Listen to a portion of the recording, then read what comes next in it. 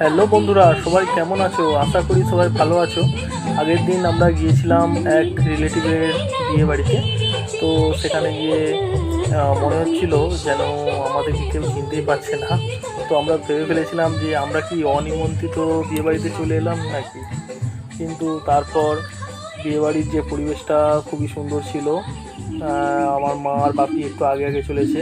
তারপর আমি, আমার স্ত্রী আর আমার এক শালীর মেয়ে এসেছিলো, ও গিয়েছিল আমাদের সঙ্গে। তো সবাই মিলে খুব মজা করে ঢুকলাম ওদের বাড়িতে। তো তারপর সেখানে গিয়ে আমরা প্রথমেই ছবি তোলার জন্য একটু চেষ্টা করছিলাম যে যাতে বইয়ের কাছাকাছি গিয়ে ছবি তোলা যায়, কিন্তু এত ভিড় লেগেছিল যে বন্ধুরা কি বলবো। তো তারপর সেখানে গিয়ে আমরাও চেষ্টা করছিলাম খুব তাড়াতাড়ি ছবি তোলার, কারণ আমাদের বাড়ি আসতে হবে।